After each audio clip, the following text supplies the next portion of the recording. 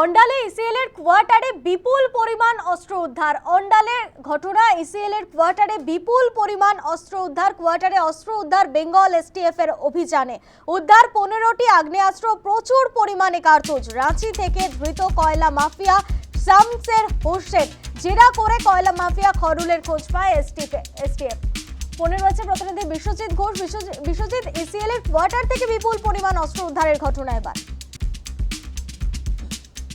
প্রথমে শামসের হোসেন নামে এক কয়লা মাফিয়াকে রাঁচি থেকে গ্রেফতার করে বেঙ্গল এসটিএফ এবং তাকে জিজ্ঞাসাবাদের পর পাণ্ডবেশ্বরের 52 গ্রাম থেকে গ্রেফতার করা হয় শেখ খায়রুলকে এবং তারপরেই তাদের দুজনকেই জিজ্ঞাসাবাদ করার পর উঠে আসে শামসের হোসেনের যে বাড়ি অন্ডালের বহুলায়, সেই বহুলার যে ইসিএল কোয়ার্টারে তিনি থাকতেন তার থেকে কিছুটা দূরেই একটি দোতলা কোয়ার্টার রয়েছে এবং সেই কোয়ার্টার থেকেই অস্ত্র উদ্ধার হয়। গতকাল রাতের বেলা ভোর রাতে আসে এসটিএফ এর যারা আধিকারিক তারা এবং সঙ্গে নিয়ে আসে শামসের হোসেন এবং খয়রুলকে এবং তারপরে সেখান থেকে উদ্ধার হয়েছে 15টি পিস্তল বা 15টি আগ্নেয়াস্ত্র এবং বেশ কিছু কার্তুজ।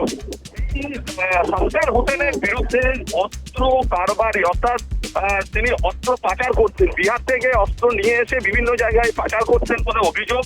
কয়লা মাফিয়া অর্থাৎ কয়লা বেআইনি অবৈধ কয়লা কারবার করার পাশাপাশি এই অস্ত্র ব্যবসাতেও হাত পাকিয়েছিলেন শামসের, এমনই অভিযোগ করছে পুলিশ এবং বেঙ্গল এসটিএফ তদন্তে নেমে এই অস্ত্রাগারের সন্ধান পায় এবং তারপরে এই আগ্নেয়াস্ত্রগুলি উদ্ধার হয়।